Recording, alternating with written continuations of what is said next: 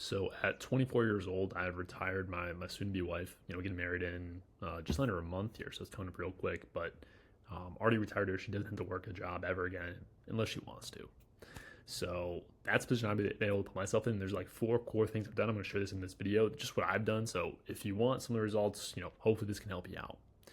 So four things. The first thing is probably the most monumental here. If you don't do this, like it's really really hard, especially nowadays in 2024, 2025, whenever you're watching this. The first thing I did was, stop pursuing a normal 9 to 5 and start my own business. All right, so I think the only real job that I ever worked was like I was washing dishes at a little fast food restaurant, basically.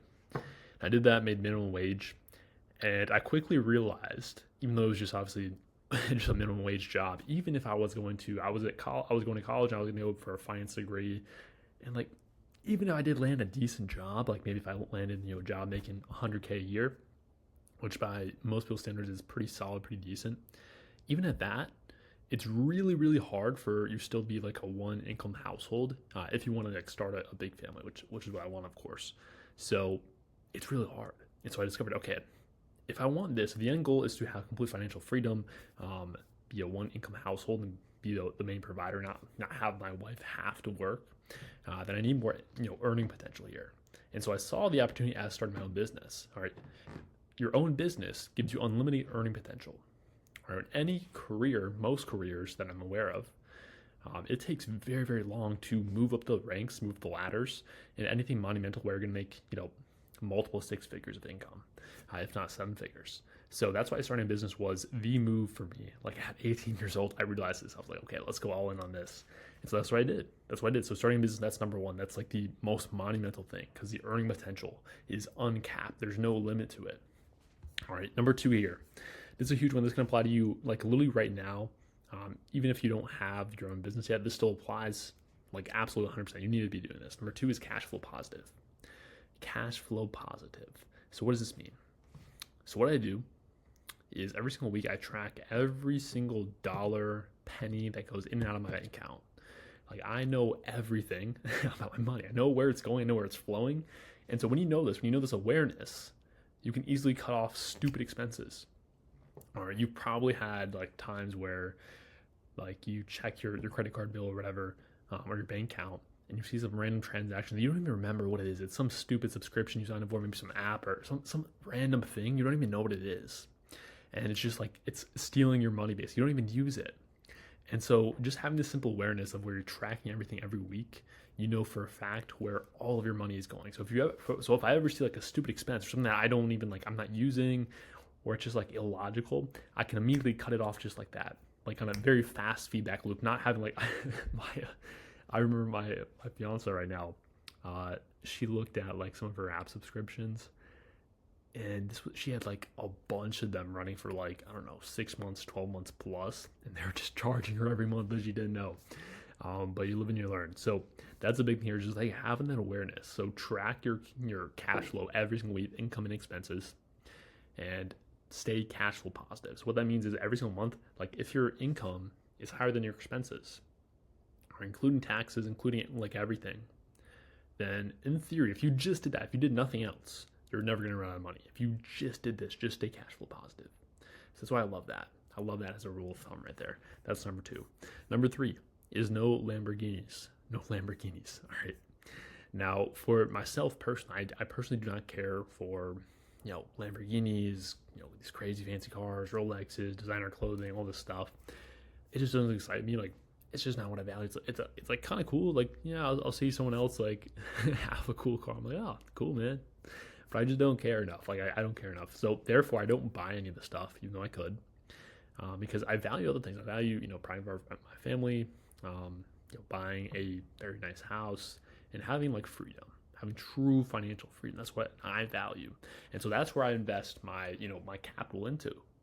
All right, so get very clear on your values and actually allocate your money towards that.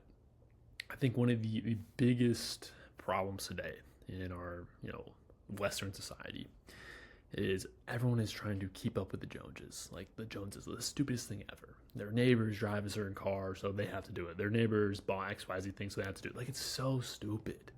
Like who cares? Like the reality is like you're the only person who's thinking about you so much and how you're perceived to the world. Like, everyone's so focused about themselves. No one's thinking of, oh, did you see Susie is driving this new car? Oh, like, no one cares. Like, no one really cares. Like, please focus on yourself and what you actually value. If you really do value the car, then cool. Maybe make a plan to actually afford the car, easily. If not, though, then don't buy the car. It doesn't matter. So that's one of the biggest things right here. Just put your capital towards what you value. If you don't value it, stop just being stupid just to look cool. Like, no one cares. All right, last one here, number 4. This one is really, really big. It's probably a little bit controversial, but it's definitely what I found worked the best for me. So number 4 is investing in business growth over everything else.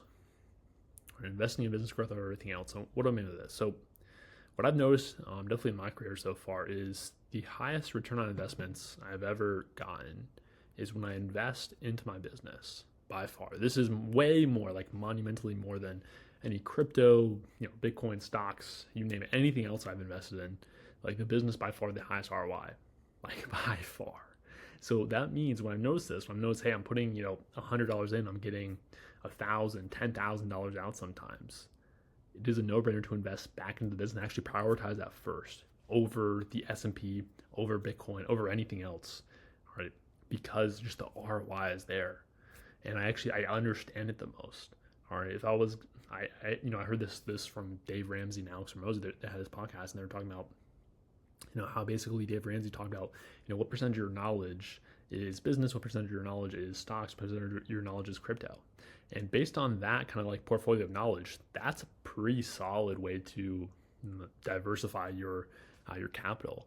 So if I don't know anything about stocks, or I don't know anything about real estate, it's probably not wise to invest much, if anything, into real estate. Or that's how I like to see it. It's been working out very well so far. So if I know a lot of business, let me invest most of my capital into business because of what I know.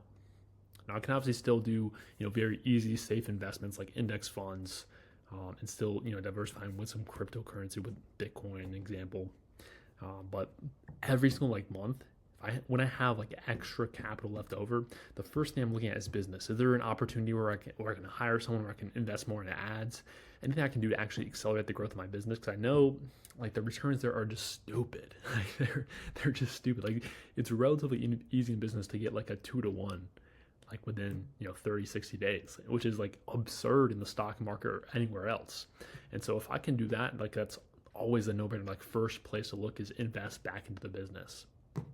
All right, so that's the biggest thing, and that's why I'm constantly investing into the business, into hiring, but also into skill sets. I hired a lot of mentors, business education. I invest a lot of the stuff, and that's been massive for my growth.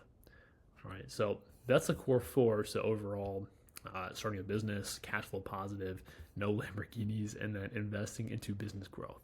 That's been the core 4 for me. That's allowed me to retire my soon-to-be wife here.